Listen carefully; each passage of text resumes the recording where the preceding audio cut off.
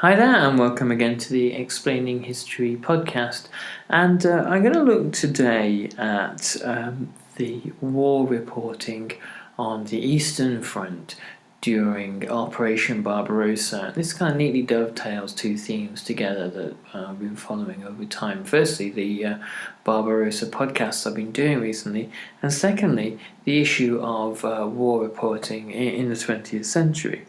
One of the great paradoxes about war reporting on the Eastern Front is that despite the fact that it was the biggest land battle or the biggest theatre of operations of the Second World War, or indeed of any war, with the numbers of troops on either side eclipsing any other theatre of war during World War II, the actual amount of war reportage, accurate and well-established war reportage on the Eastern Front is fairly thin on the ground.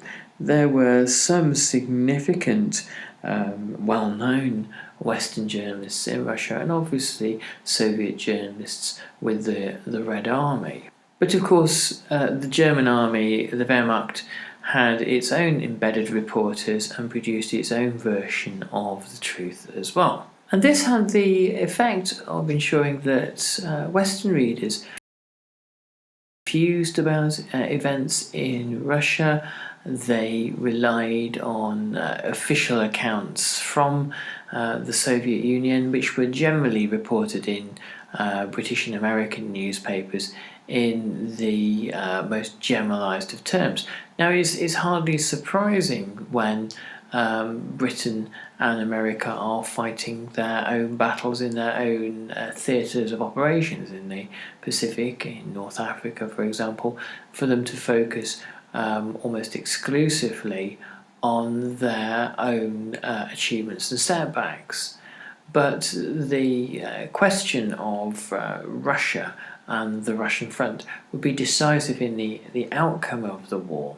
And because it was so very poorly understood, this fact alone is largely lost on Western readerships in the aftermath of the Second World War in Great Britain. As far as the British are concerned, by and large, the war involved the Battle of Britain, Dunkirk, the Blitz, North Africa, and D-Day, and some perhaps less well understood things happening in Burma as well. The conception of what the war was based in the information that people during the war actually received, and also the interpretations they made of it thereafter. So Russia's kind of relative absence from the attention of Western journalists goes on to shape sort of popular perceptions of the war in Britain and America thereafter, and obviously historiographies going on into the long into the post-war era. And it would eventually be things like the 1970s production of The World at War that would bring home in its entirety the Russian front to an entirely new generation of viewers in Great Britain and around the world.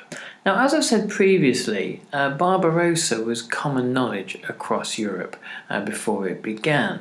The movements of troops and the loose tongues of everybody from diplomats down to journalists and the general public across the various Axis states meant that very few people were taken by surprise, except, of course, the various daily newspapers of Britain, America, and Canada. On June the 22nd, there were only 7 Western journalists in Russia.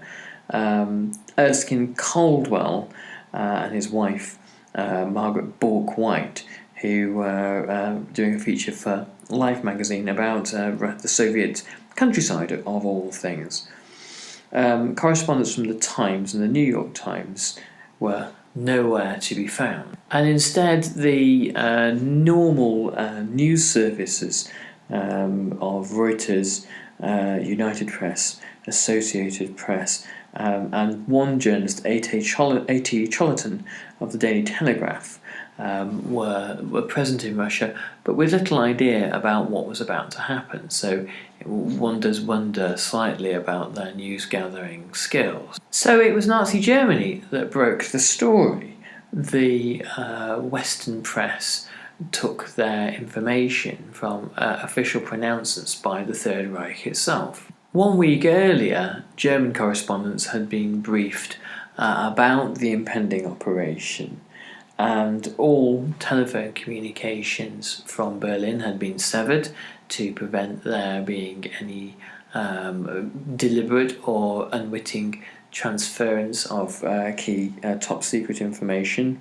At a press conference at the German Foreign Office at 6 a.m. on Sunday, the 22nd of June, Joachim von Ribbentrop made the official announcement.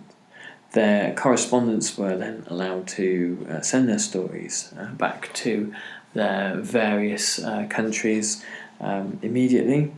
There was a broadcast on Radio Berlin, which was picked up in London and in New York, and the headlines appeared within the day on London and New York evening newspapers. But of course it was the German reporters that had the exclusives. A German reporter, Karl-Heinz Seiss, was flown over the battlefield by the Luftwaffe for the Frankfurter Zeitung, and the story landed on Monday, June the 23rd, which had the first accounts of the fighting. Seiss wrote, "The attack against the enemy begins. There is a target just below, a marvellous sight to see. There are many large hangars at the edge of the airstrip, lined up as if on parade. There is a mass of Soviet-Russian fighter planes. The bombs from our plane fall accurately and with excellent results, right on the nose. The enemy craft on the ground burst into flames, and the fires spring from one to the other." This would have been a fairly accurate state of affairs. The majority of the Soviet Air Force was destroyed in the first couple of days on the ground as Stalin deliberated about what to do.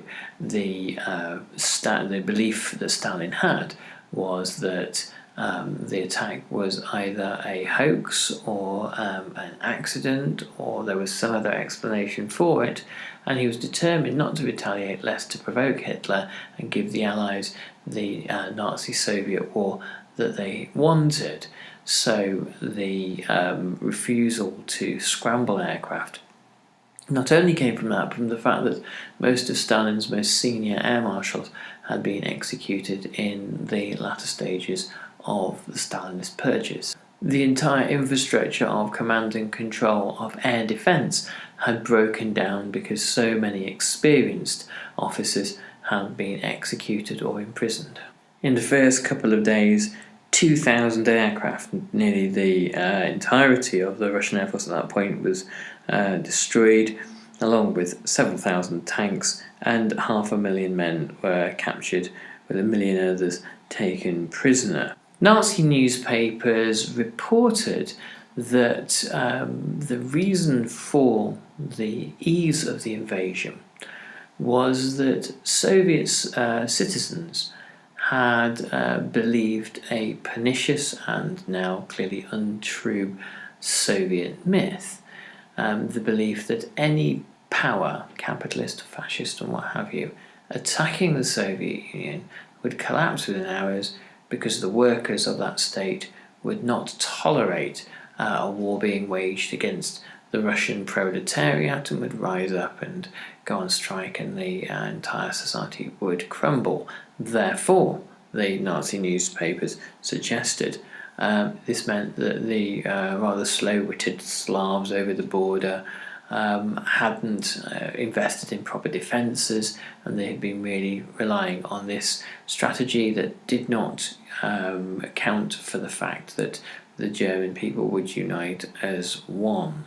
Now, of course, information being communicated on the Soviet side The breakdown of information goes far beyond bad reporting or lack of journalistic know-how. It was really the breakdown in communications of government itself. The Soviet High Command found it difficult, and the Politburo found it difficult to actually find out the scale of the disaster because of the chaos that Stalin had wrought throughout the army and civil defences in the previous few years. And the source of the chaos really was Stalinism itself, that weak defences or bad news or setbacks were simply not reported, that people on the ground were too afraid to admit to there being the crisis that there was. The first communique that was published at 10 p.m. on June the 22nd gave a strong impression that the Soviet leaders had no understanding of the scope of the disaster.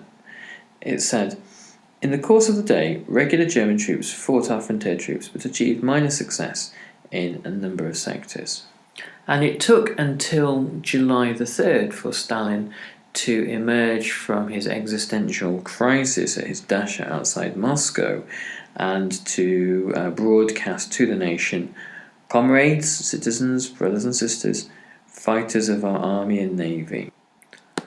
My words are addressed to you, dear friends. The perfidious military attack by Hitlerite Germany on our fatherland began on June the 22nd, is continuing.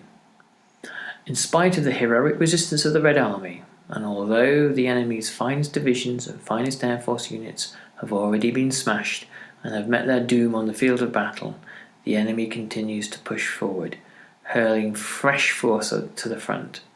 Hitler's troops have succeeded in capturing Lithuania, a considerable part of Latvia, the western part of Byelorussia, and part of western Ukraine. The fascist aircraft are extending the range of their operations, bombing Murmansk, Orsha, Mogilev, Smolensk, Kiev, Odessa, Sebastopol. Grave dangers overhang our country. How could it have happened that our glorious Red Army surrendered a number of our cities and districts to the fascist armies? Is it really true that the German fascist troops are invincible, as the braggart fascist propagandists are ceaselessly blaring forth? Of course not. History shows us that there are no invincible armies and never have been. Napoleon's army was considered invincible, but it was beaten successively by the armies of Russia, England and Germany. Kaiser Wilhelm's German army in the period of the First Imperialist War was also considered invincible, but was beaten several times by Russian and Anglo-French troops, and was finally smashed by Anglo-French forces. The same must be said of Hitler's German fascist army of today. This army has not yet met with serious resistance on the continent of Europe. Only on our territory has it met with serious resistance. And if as a result of this resistance the finest divisions of Hitler's German fascist army have been defeated by our Red Army, this means that it too can be smashed and will be smashed, as will the armies of Napoleon and Wilhelm. So this was the first official communique to the Russian people. Obviously there are wildly misleading moments in there indicating that the Red Army is doing far better, but the interesting thing about it is the tone of the language that Stalin uses. Brothers and sisters. He's speaking to the Russian people in a way that he's never done before, talking to them in distinctly non-partisan terms and appealing for a sense of national unity. Stalin knew full well how weak his position was and how he had all but handed the keys to Russia to Germany and was desperate to try to salvage his position somehow. And from here on in, a very careful managing of news and propaganda was an integral part of the Russian war effort to prevent Russian people from embracing any kind of possible defeatism or to come to believe that the war was hopeless. Private radios were confiscated by the militia, Loudspeakers were placed all over Moscow, making sure that broadcasts were heard by everybody, and particularly the Stalin broadcast. And news that came back from the front was the only front, the word of mouth that inevitably propagates during wartime, was the only alternate source of information. Official communiques would be broadcast, but never really go into details, specifics, and data. And the fact is that this was not dissimilar to the other Allied powers, who were very, very careful with the information that they handed out for very similar reasons. Heavy repetition of key phrases and the general lack of sophistry in the writing of official wartime propaganda. Bear in mind, when in Britain there was everybody from George Orwell to Dylan Thomas to J.B. Priestley working as wartime propagandists. So there was some kind of literary flair there at the Ministry of Information. The repetition of key phrases gave Soviet citizens important clues as to what was really going on. When it was announced that there was fighting in the Smolensk direction, or in the Minsk direction, the key word in the communique was always direction, and it normally meant people deciphered that the where was being discussed had already been lost. Direction was a way of explaining that the Red Army was retreating. Some of the worst news was masked by the term heavy defensive battles being fought against superior enemy forces, which again very quickly became code to a military collapse or full retreat.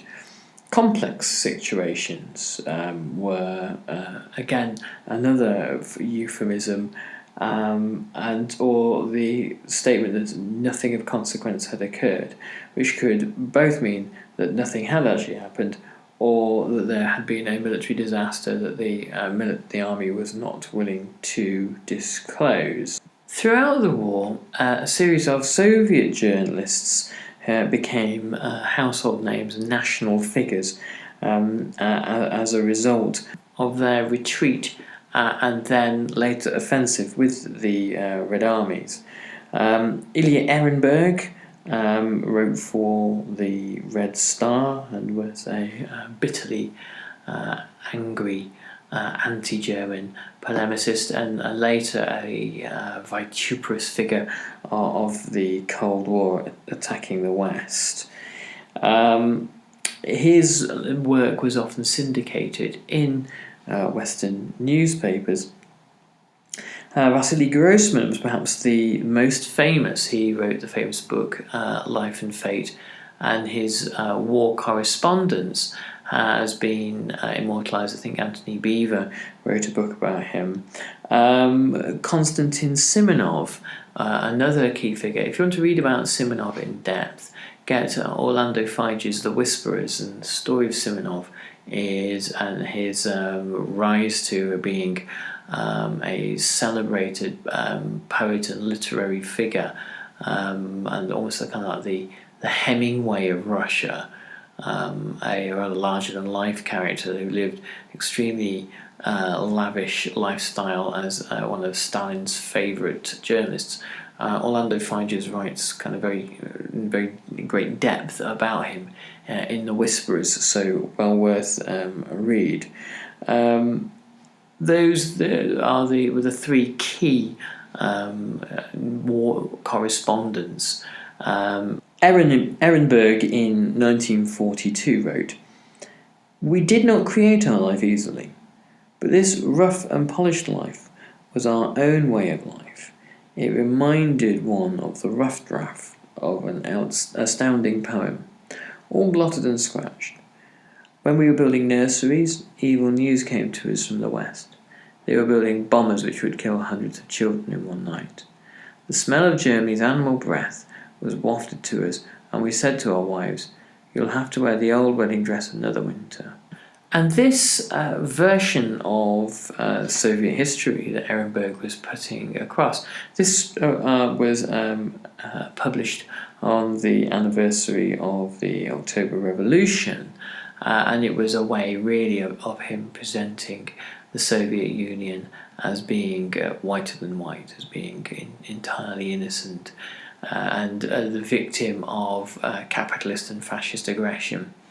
And as I've said before, part of the way in which Hitler was able to surprise Stalin was that Stalin had bought into a conventional Marxist-Leninist interpretation of what fascism was. It was essentially capitalism's attack dog.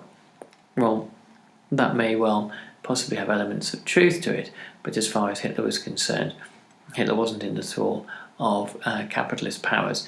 Instead, he viewed the Soviet Union from the prism of racial thinking.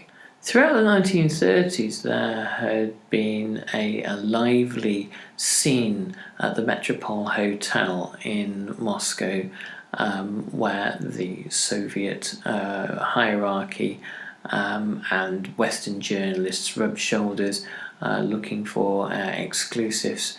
And by 1941, that scene was very much diminished. However, some of the fellow travellers, who were the left intellectuals and journalists who, whilst not being communists, had deep sympathies with the Soviet Union, came running back to Russia as quickly as possible, knowing the territory and reporting on it effectively. Now, there is probably not the time in this podcast to give Western journalists and their involvement in the Soviet Union the depth it deserves. So we're going to continue this one at some point in the near future. But I think to sum up, really, there were very specific reasons why the largest battlefront in the war was so underreported, and why it was so fundamentally inaccessible for Western journalists, those journalists having obviously fled Russia as the purges intensified, and returned home aware of the very dark atmosphere in the country by the late 1930s. And obviously by the time the war broke out, Stalinist paranoia at its height made it an almost impossible environment for Western correspondents to work. So there are very specific reasons why it was such an underreported war initially, but as time goes by, gradually correspondents, particularly people like Alexander Worth, who wrote on the freeing of Leningrad, were able to ply their trade more effectively. Okay, thanks everyone for listening, and again, apologies, there have been a few technical blips recently, but I think we've ironed all those out now. I'll be giving away a book hopefully sometime over the weekend, so do tune in, and I'll catch you on the next Explaining History podcast. Thanks very much, all the best, bye bye.